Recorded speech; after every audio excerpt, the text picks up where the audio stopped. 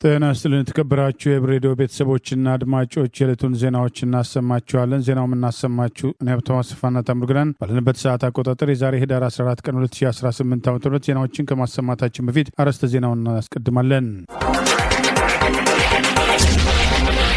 የወራሪው ጦር የጭካኔ ተግባር፣ የፋኖ ወታደራዊ ተጋድሎ፣ የህወሓት ማስጠንቀቂያ፣ የፓርቲዎቹ ስጋት፣ አፈናውና ታላቁ ሩጫ፣ ሐዋሳን የመጠቅለል ስትራቴጂ፣ የሰራተኞች ቅነሳ ዕቅዱ፣ የአሜሪካ ቪዛ ክልከላና ሌሎችም ወቅታዊ ዜናዎች አሉን። ዝርዝሩን እንሆ።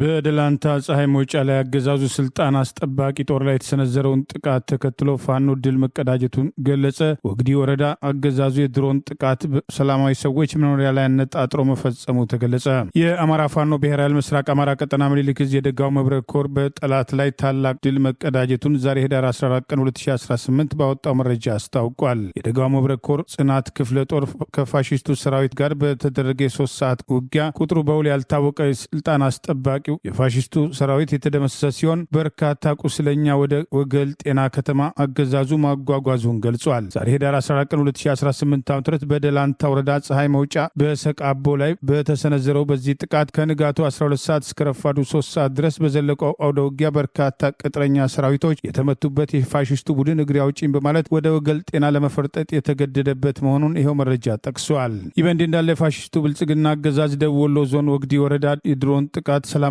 ሰዎች መኖሪያ ላይ አነጣጥሮ መፈጸሙን ምኒልክ ዕዝ ዛሬ ህዳር 14 ቀን 2018 ባወጣው ተጨማሪ መረጃ ገልጿል። ጸረ አማራ አብይ አህመድ አገዛዝ ዛሬ ህዳር 14 ቀን 2018 በደቡብ ወሎ ዞን ወግዲ ወረዳ አብዩ ጎርባ የተባለች ታዳጊ ከተማ ላይ ባይራክታር ቲቪ 2 በተሰኘ ቱርክ ሰራሽ ድሮን ጥቃት የፈጸመ ሲሆን ጥቃቱ የተፈጸመው በአንድ ግለሰብ መኖሪያ ቤት ላይ መሆኑን አስታውቋል። የድሮን ጥቃቱ ከቀኑ 8 ሰዓት ከ10 አካባቢ የተፈጸመ ሲሆን ጥቃቱ የተፈጸመበት ግለሰብ ሁኔታውን ሲገልጽ ለወትሮ እሳቸውም ሆነ ባለቤታቸው ቤታቸውን ለቀው ብዙ እንደማይሄዱ ዛሬ ማለዳ ግን አላህ በምክንያት ትረፍ ሲለኝ ባለቤቴ አባታቸው ስለታመሙ ጠይቀሻቸው ነይ አልኳትና ሄደች። እኔም ለአጨዳ የደረሰ ጤፍ ስላለኝ እሱን ለማየት ወደ እርሻ ሄድኩኝ በማለት በሁኔታው የተገረሙ በጥቃቱ ቤትና ንብረታቸው መውደሙን አስታውቀዋል። ድሮን በጣም የረቀቀ ቴክኖሎጂና ማጥቃት ያለበትን ለይቶ የሚያውቅ ቢሆንም የብልጽግናው አገዛዝ ግን በዚህ መልኩ የግለሰብ መኖሪያ ቤት ላይ ጥቃት በመፈጸም የታጠቀውን ፋኖን ሳይሆን የአማራ ህዝብን እንደ ህዝብ እየጨፈጨፈ እንደሚገኝም የአማራ ፋኖ ብሔራዊ ኃይል አፋባ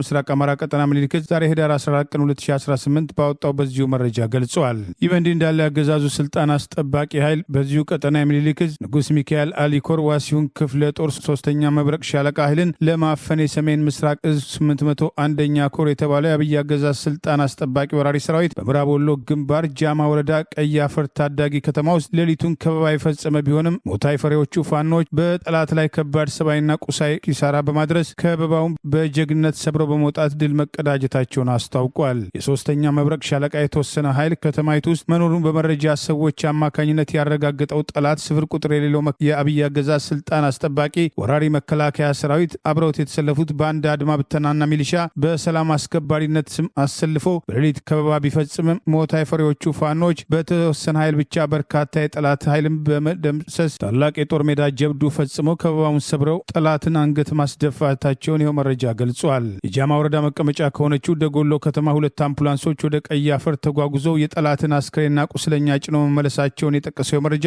ዛሬ አመሻሽ ላይ ጭምር አንድ የአገዛዙ ስልጣን አስጠባቂ ሰራዊት አባል አስክሬን ስንዴ ማሳ ውስጥ መገኘቱ ምንጮች መጠቆማቸውን ገልጿል። በዛሬ ውጊያ በድምሩ ከ10 ያላነሰ የጠላት ኃይል መመታቱን ይኸው መረጃ ጠቁሟል። የ3ኛ ሻለቃ ብሬን ተኳሹ አርበኛ መሐመድ ጀማል በጀግነት ተፋልሞ ሙሉ ኃይሉን ይዞ መውጣት የቻለ ሲሆን በዚሁ ውጊያ አርበኛ ሼህ አሊ ሐሰን ገነቴ የተባለ ጀግናም እጅ ስጥ ያሉትን የጠላት ኃይል አባላት ረፍርፎ ጥሶ መውጣት መቻሉን እኔ ያሳምነው ልጅ ነኝ እጅ አልሰጥም በማለት በጣጥሷቸው የወጡ አርበኛ ሼህ አሊ ሐሰን ከዚህ ቀደም የአማራ ልዩ ኃይል መክት ክፍለ ጦር አባል የነበረና በፋኖ ትግል ሂደትም በሸዋና በወሎ ቤተ አማራ ግንባሮች የጦር ሜዳ ጀብዱ ሲፈጽም መቆየቱን ይኸው መረጃ አስታውቋል። የጠላት ኃይል 3ኛ መብረቅ ሻለቃ ብሬን ተኳሽ የሆነውን አርበኛ መሐመድ ጀማልንም ለማፈን ጥረት ያደረገ ቢሆንም እጅ ስጥ ያለ ቢሆንም አርበኛው አላስለመድንም በማለት ብሬኑን አንስቶ ግራ ቀኝ እሳት በማዝነብ ከበባውን መስበር የቻለበት ታላቅ ጀብዱ በመፈጸም ጠላትን አንገት ማስደፋታቸውን የአማራ ፋኖ ብሔራዊ ኃይል ምስራቅ አማራ ቀጠና ምኒልክ ዕዝ የህዝብ ግንኙነት ዛሬ ህዳር 14 ቀን 2018 ባወጣው ዝርዝር መረጃ አስታውቋል። ህዝባዊ ወያነ ሓርነት ትግራይ ህወሓትም የኢትዮጵያ መንግስትም የከፋ ጥፋት የሚያስከትል ሌላ ዙር ጦርነትም ከማቀጣጠል ይቆጠብ ሲል አስጠነቀቀ። ማዕከላዊ ኮሚቴው ካለፈው ህዳር 8 እስከ ህዳር 13 2018 ባካሄደው መደበኛ ስብሰባ የመርሃ ግብሮችን አፈጻጸም የ14ኛውን የድርጅቱን ጉባኤ ውሳኔዎችን አፈጻጸም እንደዚሁም የህዝቡን የክልሉን ወቅታዊ ውስጣዊ ሁኔታዎችን መሰረት አድርጎም ጥልቅ ውይይትም በማካሄድ የቀጣይ ትግል አቅጣጫውን በመቀየስም መደበኛ ስብሰባ ማጠናቀቁን ገልጿል። ህዝባዊ ወያነ ሓርነት ትግራይ ካስተላለፋቸው ውሳኔዎች መካከል ግምገማም አካሄዶ ከጉባኤው በኋላ ድርጅቱን ገጥሞት ከነበረው የመፈራረስም አደጋ ውጥረት በተሻለ አቋምና ድርጅታዊ አንድነት ላይ እንደሚገኝ የገለጸ ሲሆን በብሔራዊ ክህደት ወንጀል የተከሰሱ ያላቸውን ቡድኖችም ሆነ ብሎ እንዲበታተን ያደረጋቸውን የመከላከልም አቅም በማሰባሰብና ጊዜያዊ አስተዳደሩ እንዲስተካከል ህዝባችን በትብብር ያካሄደውን ትግል ውጤታማ እንደነበረ ገምገመናልን ብሏል። በወቅታዊ ሁኔታም በስደተኞች መጠለያ ማዕከላትም ከህዝብ ጋር ያሉትን የተፈናቀሉ የተሰደዱ ወገኖችን ሁኔታም በጥልቀት የገመገመው የማዕከላዊ ኮሚቴው የወገኖቻችን ሁኔታም እጅግ አሳሳቢ በመሆኑ የኢትዮጵያ መንግስት በፕሪቶሪያው ሰላም ስምምነት መሰረት ደህንነታቸው በተጠበቀና ዘላቂ በሆነ መንገድ ወደ ቀያቸው እንዲመለሱ ግዴታውን እንዲወጣ ሲልም አሳስቧል። የኢትዮጵያ መንግስት በስምምነቱ መሰረት ከህወሓትና ከትግራይ ጊዜያዊ አስተዳደር ጋር ተቀናጅቶ ግዴታውን ከመወጣት ይልቅም የህዝባችንን ሞትና መከራ የሚያራዝም ሸፍጥም እንዲያቆም ምዕራብ ትግራይ የሚለውን ቀደም ሲል ከአማራ ክልል በተወሰደው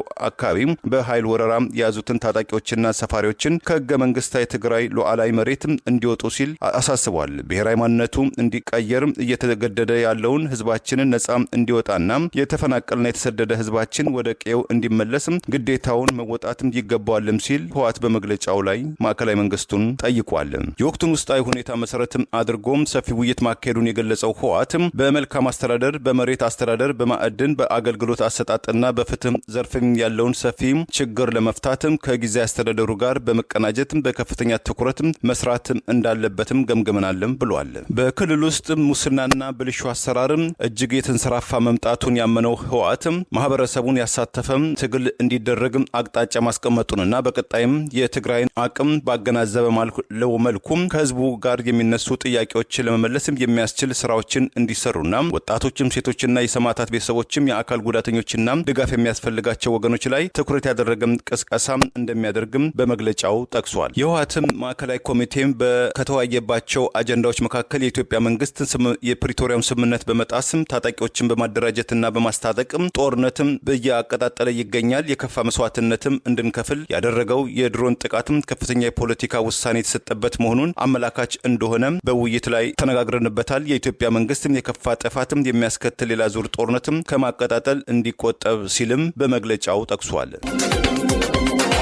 ዘር አጥፊው አረመኔ አብይ አህመድ ስልጣን አስጠባቂ ወራሪ ኃይል 6 ንጹሐንን ምላስና ብልት ቆርጦ በግፍ ረሽነዋል ሲል የአማራ ፋኖ ብሔራዊ ኃይል ምዕራብ አማራ ቀጠና ቴዎድሮስ እዝ አስታወቀ። የአማራ ፋኖ ብሔራዊ ኃይል ምዕራብ አማራ ቀጠና ቴዎድሮስ እዝ 105ኛ ኮር 44ኛ ክፍለ ጦር ባደረገው ተጋድሎ ብዛት ያላቸው ጥቁር ክላሾችና ተተኳሾች ሲማርክ ከ20 በላይ አሸባሪው ስልጣን አስጠባቂ ወታደሮችን ዛሬ ህዳር 14 ቀን 2018 የደመሰሰ ሲሆን ከሰከላና ከቡሬ በሁለት አቅጣጫ በሌሊት በመንቀሳቀስ ፋኖ ለማፈን የሞከረው ስልጣን አስጠባቂ ወራሪ ቡድን በመልሶ ከበባ ተቀጥቅጦ ወደ መጣበት መመለሱ ተገልጿል። ከአጉት እስከ አሽፋ በዘለቀው አውደ ውጊያ ጨፍጫፊውና ዘራፊው መንግስታዊ ቡድን ሙትና ቁስለኛ እያዝረከረከ በየጥሻው እየቀበራቸው ያሰበውን ሳያሳካ የጀግናው ፋኖን ምት መቋቋም ባለመቻሉ የጣለውን እየጣለ ውንብሪ ማርያም ተብላ የምትጠራው ቅድስት ቤተክርስቲያን ውስጥ በመመሸግ ተከቦ እንደሚገኝ ተገልጿል። ግዙፉ 44ኛ ክፍለ ጦር ጀግኖች ጥበብ አማካኝነት ተስቦ የገባው ዘራፊ ቡድን በከበባ ተቀርጦ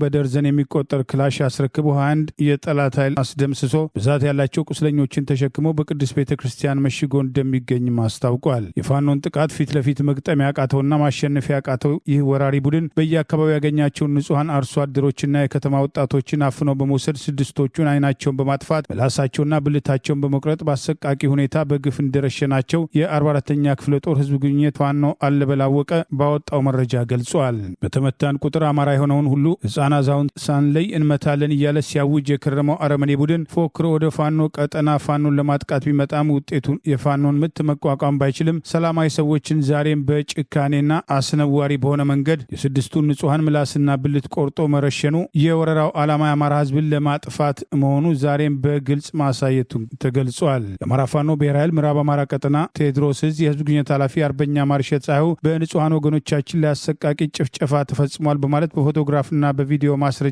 አስደግፎ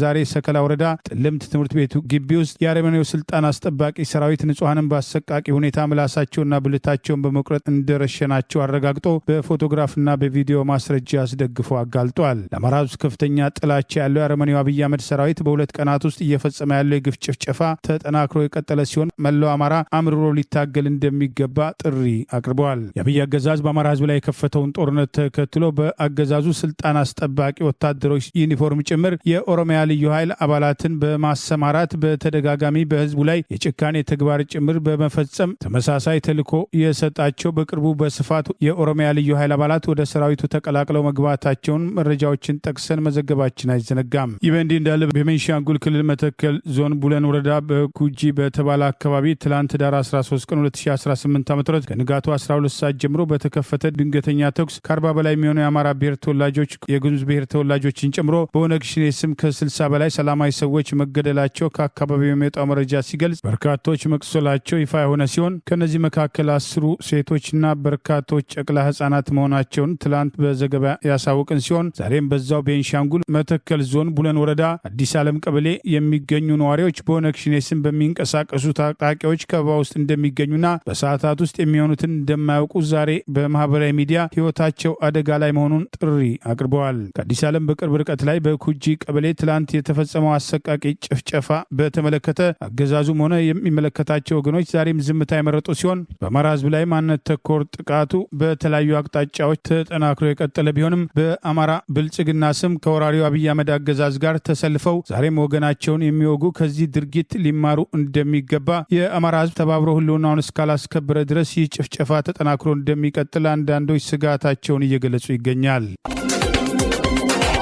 መንግስት የዜጎችን ደህንነት መጠበቅ ዋና ሚናውን በመርሳትም እልቂትን ቀላልና የተለመደ አድርጎታል ሲል ትብብር ለኢትዮጵያ አንድነት ፓርቲ ተቃውሞውን ገለጸ። በቤንሻንጉል ጉሙዝ መተከል ዞን ቡለን ወረዳ በኮጂ በተባለ አካባቢም ትላንት ከጠዋት 12 ሰዓት ጀምሮ በተከፈተ ድንገተኛ ተኩስም ከ40 በላይ ሰዎች መጨፍጨፋቸውን መዘገባችን ይታወሳል። ትብብር ለኢትዮጵያ አንድነት ባወጣው መግለጫም ጭፍጨፋው በዋነኛነት በአማራን ተኮር ያደረገና ከእልቂቱም የተረፉ እማኝ ሆኖም የጉምዝና ሸናሻ ወገኖችም ተጨፍጭፈዋል ያለም ሲሆን 10 የጭፍጨፋው ሰለባዎችም ሴቶችም ሲሆኑ በርካታዎችም ጨቅላ ህጻናት ይገኙበታልም ብለዋል። አካባቢው ክፉኛ የስጋት ቀጠና ያለበት በመሆኑ የአካባቢው ማህበረሰብ ራሱን ለመከላከል ካደረገው ጥረት ያለፈ ምንም የመንግስት የጸጥታ ኃይል ባለመድረሱ ያለ ከላካይ ያሻቸውን ያህል ያገኙትን እንደጨፈጨፉም ቀላል መንገድ ሆኖላቸዋል ያለው መግለጫውም ከቁስለኛው ብዛትና አሳቃቂነት አንጻር የሟቾች ቁጥር ሊጨምር ይችላልም ብለዋል። ጭፍጨፋው በአካባቢው ሰዎችም አጠራር ኦነግ ሸኔ የሚባለው ኃይል እንደፈጸመው የገለጸው ሲሆን የሟቾቹን አስክሬንና በህይወት ሞት መካከል የሆነው የሚጣጣሩ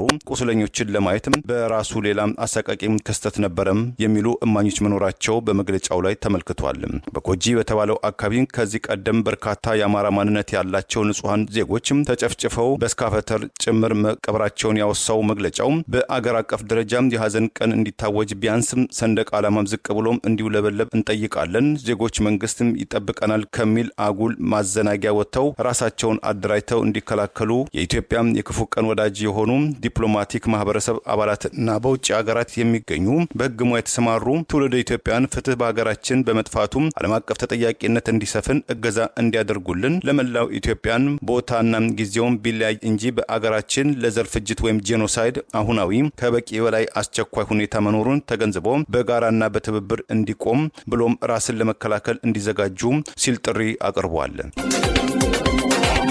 ታላቁ ሩጫ ብሶት መግለጫ የተባለው በ25ኛ ዓመቱ በፍርሃትና በአገዛዙ ጫና በዝምታ ተካሂዷል። ከ50 ሺህ በላይ መሳተፋቸው ተገልጿል። በኢትዮጵያ ከ25 ዓመታት በፊት የተጀመረውና በአንጋፋው አትሌት ኃይሌ ገብረስላሴ አማካኝነት የተቋቋመው ታላቁ ሩጫ ዛሬ ህዳር 14 ቀን 2018 25ኛ ዓመቱን ከ50 ሺህ በላይ ተሳታፊዎች ተገኝተዋል በተባለበት በአዲስ አበባ በደማቅ ሁኔታ የተካሄደ ሲሆን ህዝቡ ከዚህ ቀደም በታላቁ ሩጫ ብሶቱን የሚገልጽ ቢሆንም አገዛዙ ባለፉት ጥቂት ዓመታት ሩጫውን ተከትሎ እየወሰዳቸው ያሉ አፈናዎችን ምክንያት በማድረግ ዛሬ ብዙዎች ዝምታ መምረጣቸው የአገዛዙን አፈናና ህዝቡ የወደቀበትን ፍርሃት በግልጽ ያሳያል ተብለዋል። ዜጎች በማንነትና በሃይማኖታቸው ሳቢያ ጥቃት እየደረሰባቸው አገዛዙ የሙጥኝ ያለውን የጦርነት ፖሊሲ ተከትሎ በኢኮኖሚ ጫና ፍዳውን እያየ የሚገኘው ብዙሃኑ ህዝብ ብሶቱም ሆነ ችግሩ እየጨመረ ባለበት በዚህ ወቅት በተካሄደው ታላቁ ሩጫ አንድም እንዳይተነፍስ መደረጉ አገዛዙ እየፈጠረ ያለው ጫናና ህዝቡ የወደቀበትን ፍርሃት በግልጽ ያሳያል የሚሉ አስተያየቶች ሩጫውን ተከትለው ቀርበዋል። እርግጥ ነው ብዙዎች ሮጠዋል። ሩጫውም ከወትሮ የተለየ ሩጫ አይደለም። ነገር ግን ህዝቡ ብሶቱን እንዳይናገር በአገዛዙ የተፈጸመበትን አፈና በግልጽ የሚያሳይ ሲሆን በተለይም ወጣቶች ፍርሃትን አሸንፈው ለወገናቸው ድምፅ የሚሆኑበት አልፎ አልፎም በታላቁ ሩጫ የህዝቡን ድምፅ ለማሰማት የሚያደርጉት ጥረት አለመኖሩ አገዛዙ በጨመረው ጭቆና እንዲገፋና ፍርሃት የበለጠ እንዲያነግስ የልብ እንዳይሰጠው ይህም ለህዝቡን መከራ የሚያራዝም እርምጃ እንዳይሆን አንዳንዶች ስጋታቸውን ገልጸዋል። የገዢው ብልጽግና ፓርቲ ማህበራዊ አፈቀላጤዎች በተሳካ ሁኔታ ተካሂዷል በማለት የህዝቡን መታፈንና አንድም ትንፍሽ ያለማለት እንደ ድል የቆጠሩት ቢሆንም በሌላ በኩል የኢትዮጵያ ህዝብ ዝም ብሎ ጊዜና ሁኔታ ሲመጣ ገልብጦ የሚጥልበትን ታሪኮች በማስታወስ የዛሬውን አፈናና በታላቁ ሩጫ ላይ ድምፅ አለማሰማት ተቃውሞ አለማንሳት ሳይሆን አገዛዙ እየፈጠረ ያለውን ፍርሃት ተከትሎ ጊዜና ሁኔታ አጋጣሚ ህዝቡ እየጠበቀ መሆኑን በግልጽ ያሳያል። ይልቁኑ በዚህ አጋጣሚ የሚተነፍስበት ተቃውሞን የሚያሰማበት እድል ቢኖር ኖሮ ለአገዛዙ የተሻለ ነበር። አገዛዙ አገር መምራትም ህዝብ ማስተዳደርም ህግና ስርዓት ማስከበርም ባቃተው በዚህ ሁኔታ ውስጥ እንደ ታላቁ ሩጫ ያሉ መድረኮች በህዝብ ድምፅ አልሰማ ያለውን አገዛዝ እንዲሰማ ለማድረግ የሚችልበትን አጋጣሚ የሚፈጥሩ ቢሆንም ምንም አይነት ሰላማዊ ሰልፍ አብይ አህመድ ስልጣን ከወጣ ጀምሮ በተቃውሞ ባልተካሄደባት ኢትዮጵያ ባለፉት 7 ዓመታት በላይ አገዛዙ ሲፈልግ ካልሆነ በስተቀር ዜጎች አደባባይ ወጥተው የማይሰለፉበትና ሀሳባቸውን የማይገልጹበት መድረክ ከጊዜ ወደ ጊዜ እየጠበበ መሄዱን ፍጹም አፈና በአገሪቱ ላይ መንገሱን የዛሬው የታላቁ ሩጫ ሁኔታ በግልጽ ያሳያል ተብሏል። ባለፈው ዓመት ሩጫውን ተከትሎ እየመጡ ነው በማለት የፋኖን እንቅስቃሴ ተከትሎ በአገዛዙ የተማረረው ህዝብ የሰጣቸውን አስተያየቶች መሰረት በማድረግ በርካቶችን በማፈንና በመደብደብ ብዙዎችን ለስር የዳረገው አገዛዝ ዘንድሮም ሩጫው ከመካሄዱ በፊት በታላቁ ሩጫ አዘጋጆች ላይ ከፍተኛ ጫና በመፍጠር ተሳታፊዎች ሲመዘገቡ ጀምሮ በእንዲህ አይነት እንቅስቃሴ ውስጥ እንዳይሳተፉ ማስፈራሪያ በመስጠት የአፈና እርምጃው ዛሬ የተሳካለት ቢመስልም ህዝቡ ይህንን ፍርሃቱን አሸንፎ መውጣት አለበት የሚሉ ቅሬታዎችና አስተያየቶችም ተከትለው ቀርበዋል። ታላቁ ሩጫ ብሶት መግለጫ የሚለው መፈክርም በሯጮች ከዚህ ቀደም ሲቀነቀን የነበረ ቢሆንም ዛሬ አንድም ይህ ሁኔታ የታየባቸው መረጃዎች መውጣት አልቻሉም። የአብይ አገዛዝ የልብ የተሰማው የታፈነ ብሶት በጠንካራ ህዝባዊ አደረጃጀት ፈንድቶ ስርዓቱ ላይ ጠንካራ ተቃውሞ በማቅረብ ከሌሎች የተቃውሞ እንቅስቃሴዎች ጋር የተባበረ እንቅስቃሴ ማድረግ ይገባል የሚሉ ጥሪዎችም ተከትለው ቀርበዋል። ይህ በእንዲህ እንዳለ ሰሞኑን በማህበራዊ ሚዲያ ትኩረት ያገኘው ቲክቶከር አዶናይ በዛሬው ታላቁ ሩጫ ላይ ተሳትፎ ያደረገ ሲሆን ፊቱ ላይ አረንጓዴ፣ ቢጫ፣ ቀይ የኢትዮጵያ ባንዲራ የሚያሳይ ቀለም መቀባቱን ተከትሎ ያገዛዙ የጸጥታ ሰዎች አስቁመው እንዲያጠፋ ያስገደዱት ሲሆን ካጠፋ በኋላ ይዘውት መሄዳቸውን የሚጠቅስ መረጃ ወጥቷል። አልችልም እንግዲህ እያጠፋሁት ነው።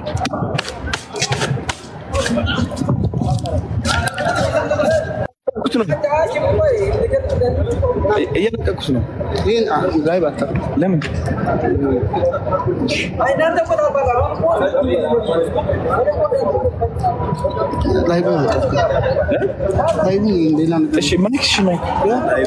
ላቁሙ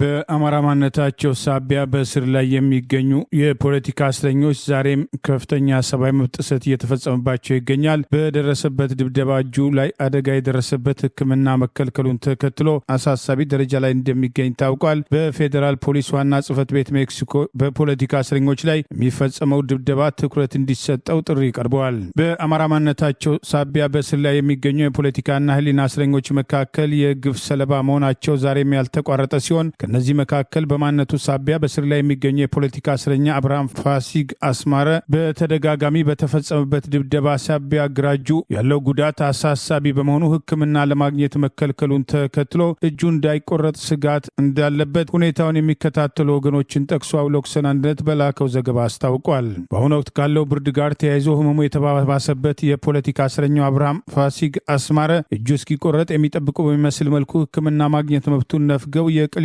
ማረሚያ ቤት ለማሳከም ፈቃደኛ ባለመሆኑ እንደ ሌሎቹ የአማራ ብሔር ተወላጅ የህሊናና የፖለቲካ እስረኞች ችግር ላይ መሆኑ ታውቋል። በአዲስ አበባ ኮተቤ አካባቢ ግንቦት 18 ቀን 2017 ዓ.ም በማንነቱ ሳቢያ የጥቃት ኢላማ ሆኖ በፖሊሶችና በደህንነት አባላት የተያዘው አብርሃም በሜክሲኮ ፌዴራል ፖሊስ ዋናው ጽህፈት ቤት በስር ላይ 2 ወር በአዲስ አበባ ፖሊስ ኮሚሽን ማዕከላዊ በሚባለው 14 ቀን በጨለማ ክፍል ከሐምሌ 16 2017 ጀምሮ በቅሊንጦ ማረሚያ ቤት የሚገኝ ሲሆን አብርሃም ከድብደባ ውጭ የቴክኒክ ምርመራ በማያውቁ ግፈኛ ያገዛዙ አገልጋዮች በምርመራ ስም ክፉኛ የማሰቃያት ተግባር እንደተፈጸመበት፣ እጆቹ የፊጠኝ በማሰር ወፌላላ ሰቅለው እንደደበደቡት፣ በጥቁር ዱላ እንደመቱት፣ በጥፊና በእርግጫ ደብድበው በሽጉጥ እያስፈራሩ ያሰቃዩት ሲሆን የግራ እጁ ሕክምና ካላገኘ የመቆረጥ አደጋ እንዳለበትና ሕክምና መከልከሉ ትኩረት ሊያገኝ እንደሚገባ ጥሪ ቀርቧል። ይህ በእንዲህ እንዳለ በፌዴራል ፖሊስ ዋናው ጽህፈት ቤት ሜክሲኮ በሚገኘው እስር ቤት በምርመራ ስም በአማራ ማንነታቸው ሳቢያ በታሰሩ የፖለቲካና ህሊና እስረኞች ላይ ግፍ እየተፈጸመ መሆኑን ጉዳዩን በቅርብ የሚከታተሉ ወገኖችን ጠቅሶ አውሎክሰን አንድነት በላከው ዘገባ አስታውቋል። ብቻውን በአንድ የሽብር መዝገብ የተከሰሰው ምንም እንኳን በተያዘ በ90 ቀን ውስጥ የዋስትና ቢፈቀድለትም እስካሁን ከፍርድ ቤት ትዕዛዝ ውጪ በዚሁ እስር ቤት እንዳልተፈታና ተመስገን አቤ የተባለ ይኸው የፖለቲካ እስረኛ ከ120 ቀናት በላይ በፌዴራል ፖሊስ ወንጀል ምርመራ ቢሮ ሜክሲኮ ታስሮ ሰብአዊ መብቱ መጣሱን ይኸው መረጃ ጠቅሷል። አንድ እግሩ ላይ ምት ያለበት ሲሆን ከተያዘበት ጊዜ ጀምሮ በቂ ሕክምና ባለማግኘቱና በተከታታይ በምርመራ ስም እየተፈጸመበት በሚገኘው ድብደባ የተነሳ አንድ እግሩን እንዲቆረጥ መደረጉን አሁን ላይ በክራንች እየታገዘ እንደሚሄድም ታውቋል። በምስራቅ ጎጃም የባሶ ሊበን ወረዳ ልጅ የሆነው ይኸው የፖለቲካ እስረኛ በምርመራ ስም እየተደበደበ እንደሚገኝ በሽብር ወንጀል ተከሶ እየተመላለሰ የሚገኝ ሲሆን ያለምንም ፍትህ በፌዴራል ፍርድ ቤት ለአንድ ሳምንት ያህል ጠዋትና ከሰዓት ጉዳይ ይታያል በማለት አመላልሰውት በእጅ የነበረው መዝገብ በመውሰድ እንዳይጠቀም እንደከለከሉት ታውቋል። ሌላ የፖለቲካ እስረኛ በዚሁ የፌዴራል ፖሊስ ዋና ጽህፈት ቤት ውስጥ በግፍ ድብደባ የሚፈጸምበት ያለም ሰው የተባለ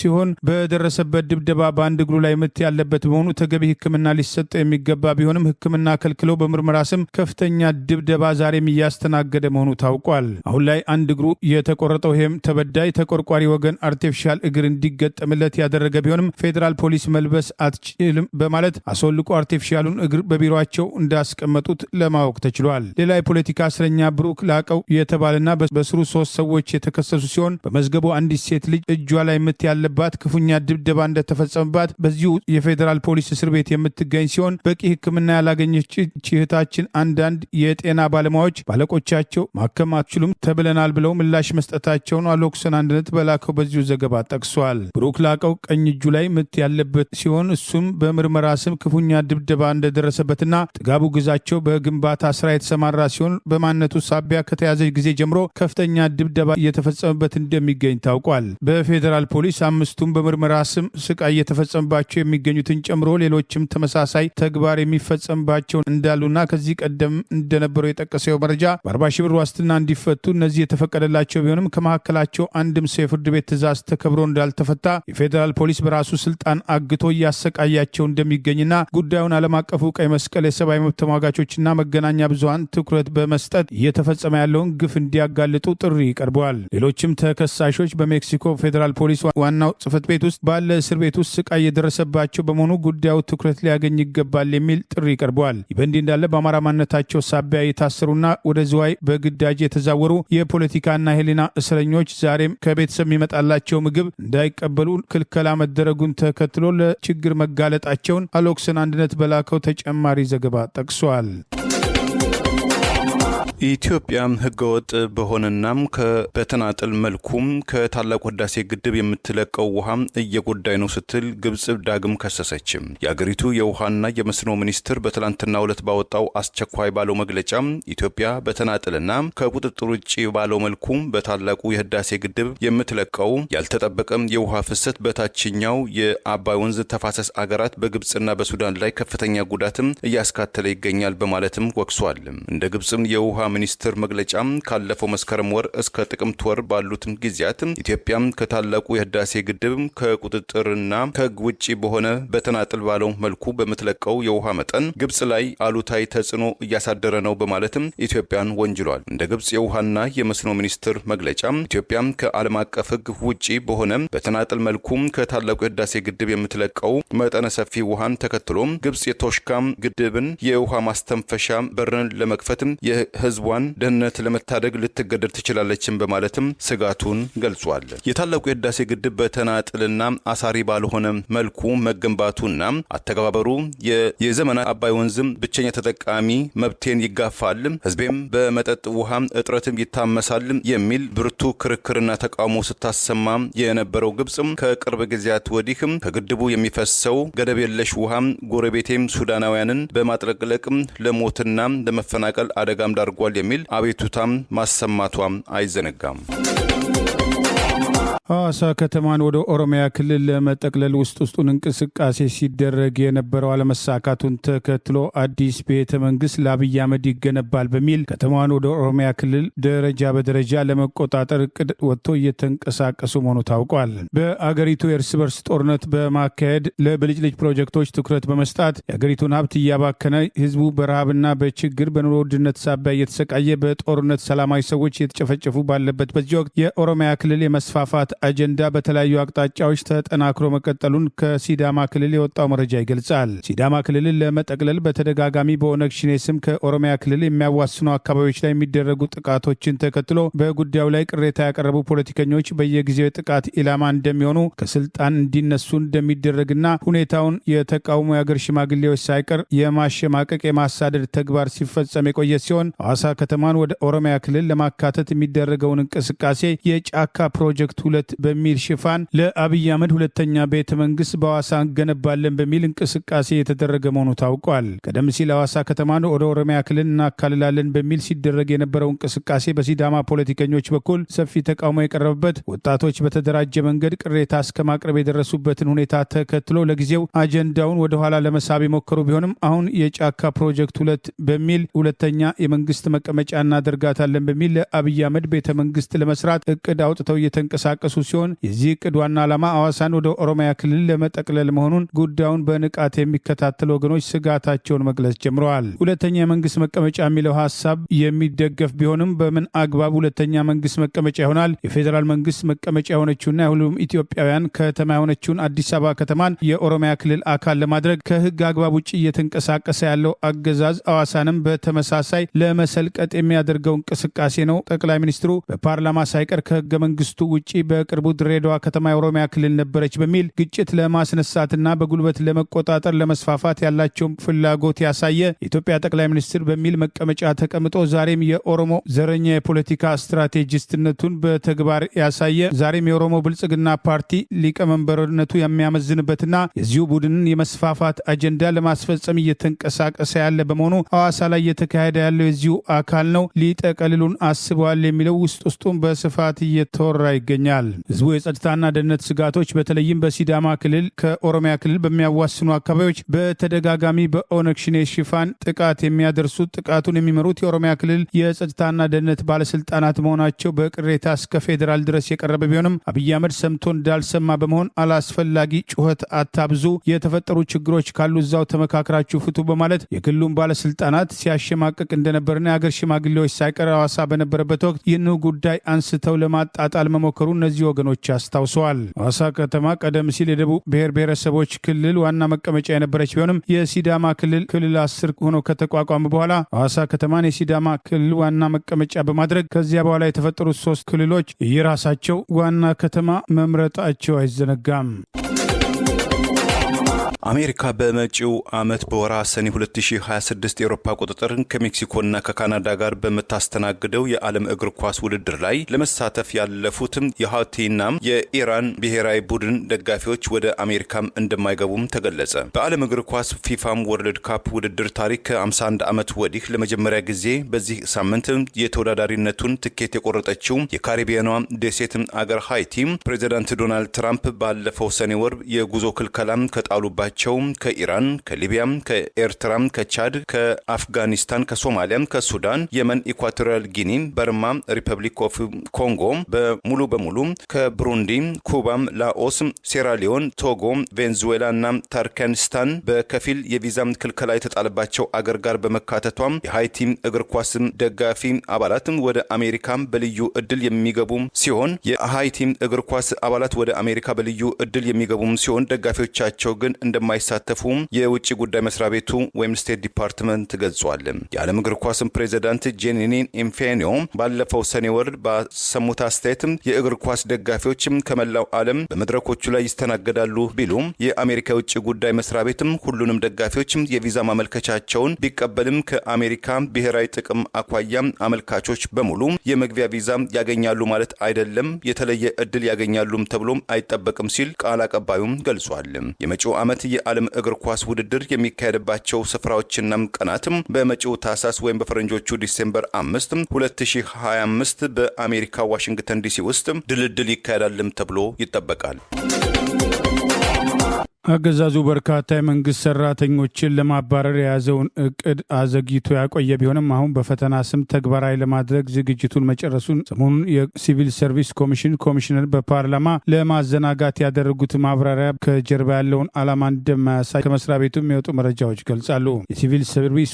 ኮሚሽነር ዶክተር መኩሪያ ኃይሌ ሰሞኑን በፓርላማ የሲቪል ሰርቪስ ሪፎርም ስራን በተመለከተ የሰጣቸው ማብራሪያዎች ከእውነታ ጋር የራቁ፣ በተለይም ሰራተኞችን ፈተና እንፈትናለን፣ ብቃታቸውን እናረጋግጣለን፣ ተደጋጋሚ ፈተና ወስደው ማለፍ ያልቻሉትን እናሰናብታለን በማለት ለማሽሞንሞን የተሞከረ ቢሆንም ዋናው ዓላማ በርካታ ሰራተኞችን ለማባረር የብሔር ተዋጽኦን እናሸጋሽጋለን በሚል ከዚህ ቀደም በፈተና ስም አዲስ አበባ ከተማ አስተዳደር የወሰደውን እርምጃ ለማስቀጠል የታለመ መሆኑን ለመስሪያ ቤቱ የቀረቡ ምንጮች መጥቀስ ጀምረዋል። ሰሞኑን በፓርላማ የመንግስት ሰራተኛ የኑሮ ውድነቱን ተከትሎ የተጨመረው የደሞዝ ጭማሪ ጭምር በአግባቡ ያልተጠና የኑሮ ውድነቱን ያላገናዘበ እና አነስተኛ ነው የሚል ቅሬታ ያለ መሆኑን የጠቀሱት እነዚሁ ምንጮች ከ100,000 በላይ ተጨማሪ ሰራተኞች እንፈልጋለን በሚል ኮሚሽነሩ ለፓርላማ የተናገረው ፍጹም ሐሰት የሆነ ሲሆን ምናልባት በርካቶችን በማስወጣት ሌሎችን በምትካቸው ለመተካት የያዙት እቅድ አካል ሊሆን ይችላል። ነገር ግን የአዲስ አበባ ከተማ አስተዳደር ከዚህ ቀደም የብሔር ተዋጽኦ እናስተካክላለን በሚል ዜጎችን በብሔር ማንነታቸው ሳቢያ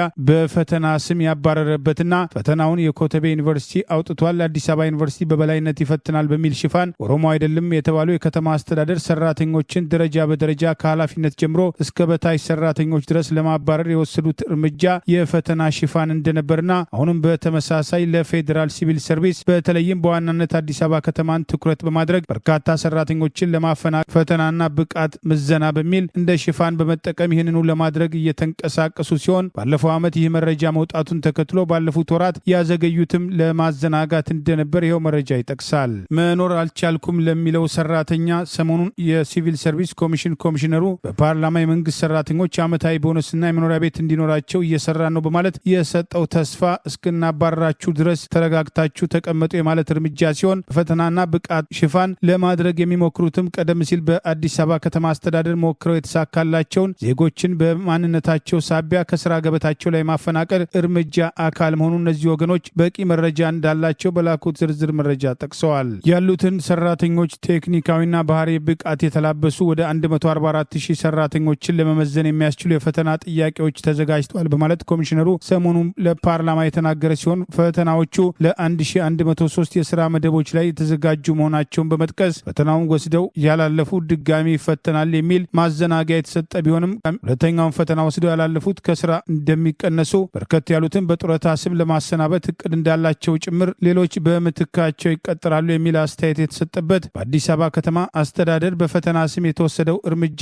ዜጎችን በብሔር ማንነታቸው ሳቢያ ከስራ በማፈናቀል በምትካቸው የኦሮሞ ብሔር ተወላጆችን የኦሮሞ ብልጽግና ፓርቲ መስፈርት የሚያሟሉትን ለመተካት የተወሰደ እርምጃ አካል እንደነበር በማስታወስ የፌዴራል ሲቪል ሰርቪሱም ይህንኑ ተግባራዊ ለማድረግ እቅድ አውጥቶ እየተንቀሳቀሰ መሆኑን፣ ነገር ግን እየተሰጡ ያሉ ሽፋኖች እውነታ ለመሆናቸው እነዚህ ወገኖች ጠቅሰዋል። በኬንያ አየር መንገድ ውስጥ የሚሰሩ 3 ሰራተኞች አደንዛዥ እጽ በማዛወር ወንጀል ተከሰው ከባድ የእስራትና የገንዘብ ቅጣት ተበየነባቸው። የጆሞ ኬንያታ ዓለም አቀፍ ኤርፖርት ፍርድ ቤት ከትላንት በስቲያ ባስቻለው ችሎት የኬንያ አየር መንገድ ካቢኔ ክሪው አባላት የሆኑት ሌኔክስ ቻንኩ እና ኤርፍሬክ ኦቤኖ፣ የአየር መንገዱ የግራውንድ ሰራተኛ ኬንዝ ሴሬሬ ከ20 ኪሎ ግራም በላይ የሆነ ግምቱ 60 ሚሊዮን የኬንያ ሺሊንግ የተገመተ ሄሮይን የተባለ አደንዛዥ እጽ በማሸጋገር ወንጀል እያንዳንዳቸው የ25 ዓመት ጽኑ እስራትና ከ88 ሚሊዮን የኬንያ ሺሊንግ እስከ 90 ሚሊዮን የኬንያ ሺሊንግ የገንዘብ ቅጣትም በይኖባቸዋል። ተከሳሾቹም 3ቱ የአየር መንገድ ሰራተኞች ምንም እንኳን እስራቱ ከእስር ቤት ውጪ በሆነ በማህበራዊ አገልግሎት ተግባር ወይም በእንግሊዝኛው ኮሚኒቲ ሰርቪስ ኦርደር ላይ እንዲያተኩር ፍርድ ቤቱን ቢማጸኑም ዋና ዳኛዋ ናጂሪ ቱኩዋ አደንዛዥ እጽ ማዛወር ከቀላል ወንጀል ጋር አይነጻጸርም፣ በተለይ ደግሞ የኬንያ አየር መንገድና የኬንያ ኤርፖርት ባለስልጣን መልካም ስምና ዝናን የሚያጎድፍ ስራ በአየር መንገዱ ሰራተኞች ሲሰራ ማየት ከፍተኛ የሞራልና የስነ ምግባር ስብራት በመሆኑ እስራቱ ተፈጻሚነት አለው ብለዋል። የኬንያው አቃቢ ህግ ራምሰን ጄኔንኮ በበኩላቸው የፍርድ ቤቱን ውሳኔ በመልካም ጎኑ በመቀበል ማንም ግለሰብ ሆነም ተቋም ከህግ በላይ አለመሆኑን ግልጽ ማሳያ ነው፣ በቀጣይነትም ብሔራዊ ደህንነታችንና ድንበሮቻችንን የሚፈታተን ወንጀል የሚፈጸም ማንኛውም ወገን ተመሳይ ቅጣት እንደሚጠብቀው ሊገነዘቡ ይገባል በማለትም አስጠንቅቀዋል። ለ8 ዓመታት ሲያከራክር የቆየው የአየር መንገዱ ሰራተኞች የፍርድ ሂደት በኬንያ ውስጥ የአደገኛ እጽ ለማዛወር የሚካሄደው እንቅስቃሴን በመግታት ረገድ በአገሪቱ የፍትህ ስርዓት ውስጥ ታላቅ ውሳኔ እንዳለው የአገሪቱ መገናኛ ብዙሃን በአውንታም ዘግበውታል።